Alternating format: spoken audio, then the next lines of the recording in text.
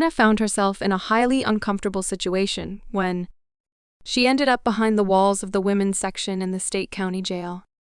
She had to quickly adapt to the stringent daily routines, navigate them, challenges posed by stern guards, and coexist with cellmates who had committed regrettable acts in their lives.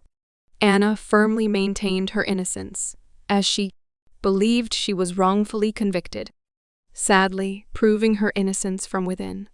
The confines of the prison seemed almost insurmountable, and Anna had not illusions about it.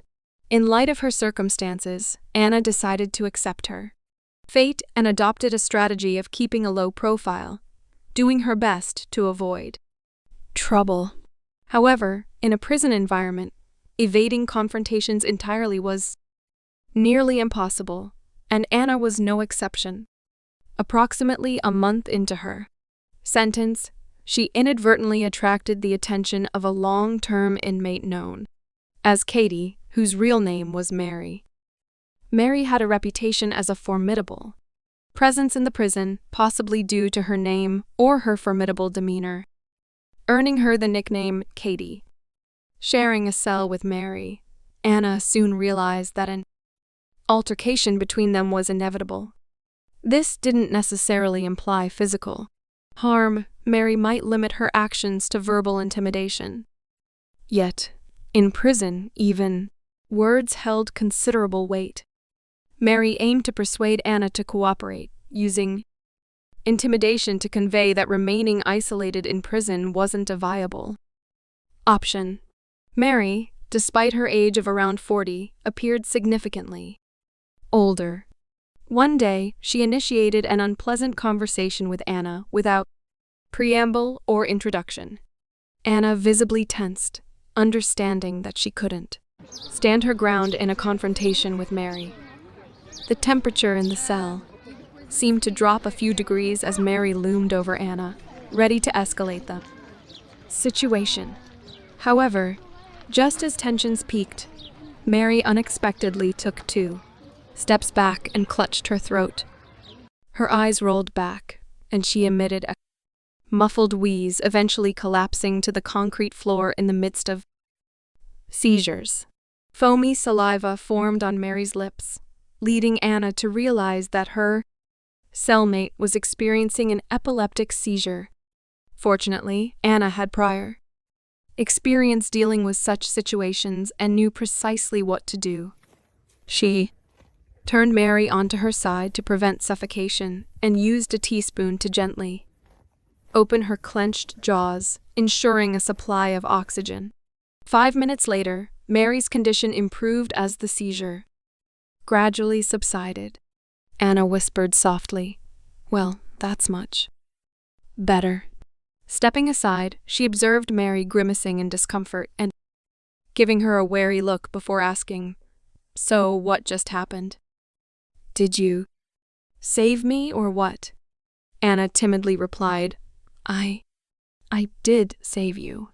In Mary's eyes, a genuine miracle had occurred in their cell, something she had long believed was impossible in the harsh environment of the prison. The toughened inmate felt a strange stirring in her soul, a feeling she had long suppressed. If such emotions did surface, she usually buried them deep down. Gratefully, Mary turned to Anna and inquired, "Tell me, where did you learn all this medical stuff?" Anna looked at her with a mixture of sadness and nostalgia, shaking her head. In that moment, her mind drifted into a whirlwind of memories and emotions, bringing her on an unexpected trip down memory lane. Anna found herself in a place where the expanse of open skies and endless fields knew no limits. The gentle lowing of cattle resonated for miles around. She shared her life with her mother and grandmother on a farm, and had never entertained the idea of moving to the city. When Anna was only 10 years old, her father tragically lost his life while fighting a fire. As a result, Anna's recollections of her father were tinged with sorrow, etched in the sadness reflected on her mother's face. Chloe Brown had a challenging personality, which made her difficult for most people to handle. Consequently, Anna felt closer to her grandmother than her mother, whom she held responsible for the difficulties in their lives. Scarlett understood her granddaughter perfectly, and they shared a deep and harmonious relationship. Scarlett, a former medical worker who had served at a military hospital during the Indochina War, was widowed at a young age. She had single-handedly raised her daughter, Chloe, and now aided Chloe in raising Anna. Anna's bond with her grandmother was one of love and appreciation, as Scarlett made her feel cherished and valued during her childhood. Chloe frequently traveled for work, leaving Anna in Scarlett's capable care. From a young age, Anna assisted her grandmother in various farm activities, from tending to livestock and harvesting crops to preparing for the next season. Anna saw no shame in tasks like milking cows, cleaning the poultry house, and being rewarded with fresh eggs for her efforts. Over time, Anna grew accustomed to life on her grandmother's farm and even formed lasting friendships there. During breaks from fieldwork, the children spent time by the river, swimming, fishing, and frolicking on the sandy shore. One day, while swimming in the frigid water, Anna experienced a sudden cramp in her right leg. Her muscles stiffened, and her body ceased to obey her commands. Panicking, she cried out for help, desperately struggling to stay afloat. Her friends on the shore were initially confused, but one of them, 15-year-old Arthur Leo, reacted swiftly. Known as an excellent swimmer, Arthur dove into the water fully clothed and reached Anna just in time, preventing her from going under. Fortunately, help arrived in time, and Arthur managed to pull Anna to safety before water entered her lungs. Once on the shore, Anna cleared her throat and looked gratefully at her savior. Arthur, a couple of years older than her, lived with his parents 3 miles away from Grandma Anna's farm. His father was a truck driver, often on the road, while his mother frequently purchased milk from Scarlett, making her familiar with Anna's grandmother. Before the incident in the water, Arthur and Anna were mere acquaintances. However, after the rescue, their friendship blossomed. 4 years passed, and they began seeing each other almost daily. This closeness did not go unnoticed by Scarlett. Mark my words, Chloe. They will make a beautiful couple one day. Just look at them. They're so sweet together, Scarlett prophesied to her daughter. Chloe Brown had dreams of moving to a bustling city and taking Anna with her. She knew that staying on the farm would hinder her personal aspirations, so she ardently pursued her goals. It's challenging to predict what might have unfolded next if Scarlett hadn't soon passed away. The elderly woman had experienced chest pains on several occasions but had consistently declined medical attention, insisting she didn't have the time for it. 3 days before her 81st birthday, Scarlett passed away, a profound loss that deeply affected her daughter and granddaughter. After the funeral, Chloe realized that there was no longer any reason for her to stay on the farm, which had become a heavy burden for her. Determined to sell the farm, Chloe began making preparations to move to New York. However, in her eagerness to leave, she disregarded her daughter's strong opposition to leaving the farm that had been her home for so long. Anna, now 18, had more than one reason to remain in Iowa. Above all, Anna was reluctant to part with Arthur, who had evolved from a friend into something much more significant. Young love at this age is often pure and intense, capable of enduring through the years and decades. Mom, I don't want to move to New York. I've never lived in a big city. What am I supposed to do there? All I know is how to care for the farm, Tend to the livestock and work the fields, Anna protested. It's okay, dear. You can go to nursing school and then find a job at a hospital. I'm selling this farm, and that's the end of the discussion. We'll use the proceeds to get a small house in the New York suburbs, Chloe retorted, her lips pursed resentfully. Frustrated and heartbroken, Anna left the house, slamming the door behind her. She didn't want to leave, but she felt powerless against her mother's decision. Connor, who had expected to hear anything but this, shocked by the news. What about me? What about us? Connor exclaimed, struggling to contain his emotions. I'm sorry, but there's nothing I can do. My mom is my only family, Anna responded sorrowfully. At that moment, she would have given up almost anything to remain on her grandmother's farm. Regrettably, Chloe Brown had her own perspective on the matter. After selling the farm for next to nothing, she severed ties to her old life and relocated to New York with her daughter. Initially, Anna and Arthur maintained frequent phone conversations, sharing their most intimate thoughts. However, as life grew busier, they gradually lost touch. Then, Arthur broke the news that he intended to join the Marine Corps, committing his life to serving the country. This announcement hit Anna like a cold shower, extinguishing her lingering hope that they might be together again someday. Her life took a new direction. Devoting all her energy to her studies, Anna strove to accept that her first love had unexpectedly come to an end. She threw herself into her education, emerging as one of the top students in her year through sheer determination and hard work. Her teachers beamed with delight due to her exceptional progress. Over time, Anna grew accustomed to life in the bustling city, which no longer felt as unwelcoming and foreign as it once did. Little did she know what the future held in store. Then, Arthur broke the news that he intended to join the Marine Corps, committing his life to serving the country. This announcement hit Anna like a cold shower, extinguishing her lingering hope that they might be together again someday. Her life took a new direction. Devoting all her energy to her studies, Anna strove to accept that her first love had unexpectedly come to an end. She threw herself into her education, emerging as one of the top students in her year through sheer determination and hard work. Her teachers beamed with delight due to her exceptional progress. Over time, Anna grew accustomed to life in the bustling city, which no longer felt as unwelcoming and foreign as it once did. Little did she know what the future held in store. Anna had recently secured a job at the hospital when her life took a devastating turn.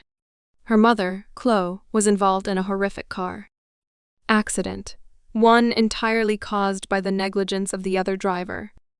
The intoxicated driver veered into the oncoming lane, causing a collision of such magnitude that Chloe lost her life almost instantly. Paramedics who arrived at the scene could do little to help her.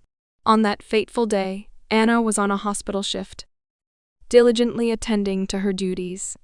The news of her mother's passing left her in shock. She cried out in disbelief, "How is this possible? Why is this happening to me?" Her colleagues offered sympathetic looks to the young nurse, who, through a cruel twist of fate, had suddenly become an orphan.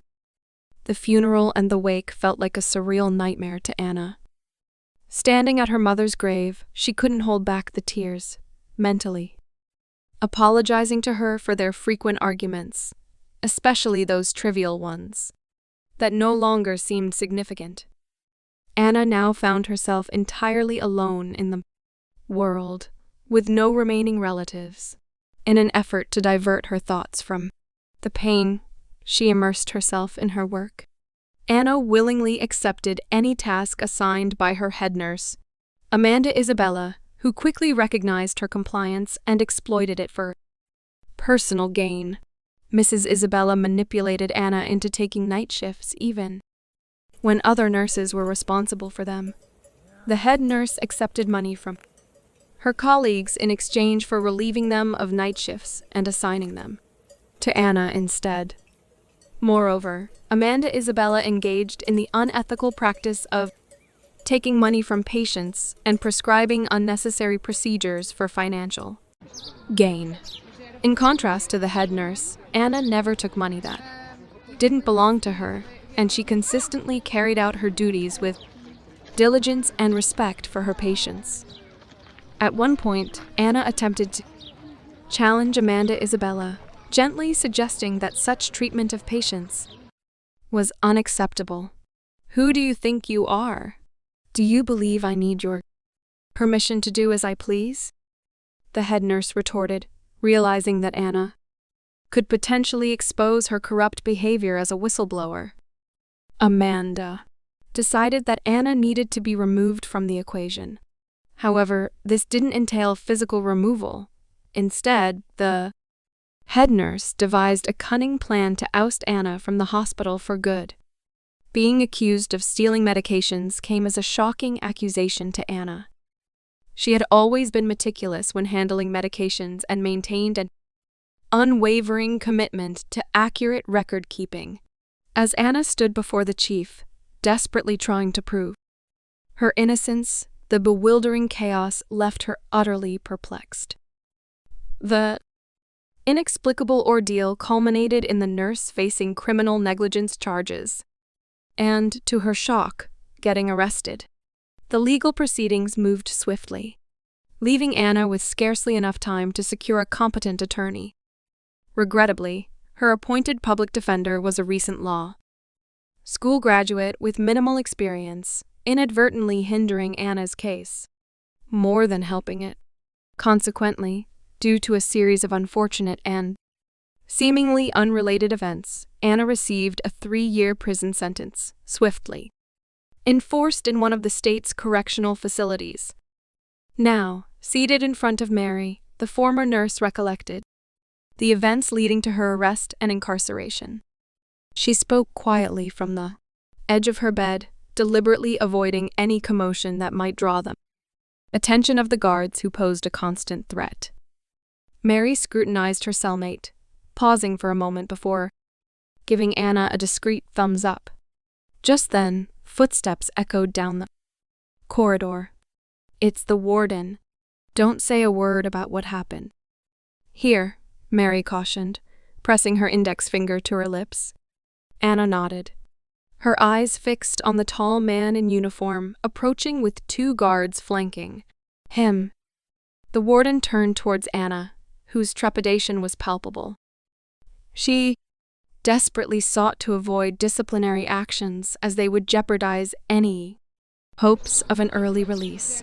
The warden drew closer to the cell, his countenance suddenly transforming as he exclaimed, "Anna, is that really you? How did you end up here?" Anna looked up, stunned to see Arthur Leo standing before her. Over the years of separation, he had transformed into a poised man no longer the skinny teenager she remembered. Mary observed the warden's familiarity with her cellmate, and the look of recognition in his eyes. With a nod from the warden, the cell door was unlocked, allowing Arthur to pull Anna into a heartfelt embrace. The young pair longed to catch up on the years they had spent apart. As it turned out, Arthur had served in the Marine Corps for 3 years before seeking a new path in life. He became a prison guard and rapidly climbed the ranks to a managerial position. Throughout the years, he had never forgotten Anna and had even attempted to send her letters. However, they went unanswered due to a mistake in the address he had recorded. Overcome with emotion, Anna tearfully recounted how she had been wrongfully framed and imprisoned for a crime she hadn't committed. Learning of his ex-girlfriend's dire situation, Arthur vowed to help her. True to his word, the warden reached out to the city's finest attorney, and Anna's case was reopened within a mere 2 weeks. Upon regaining her freedom, Anna faced no further obstacles in her path to be with Arthur. The news of their impending wedding didn't surprise anyone who knew their enduring love story. Despite briefly finding themselves on opposite sides of the law, the young couple, now husband and wife, proved that true love can withstand even years of separation.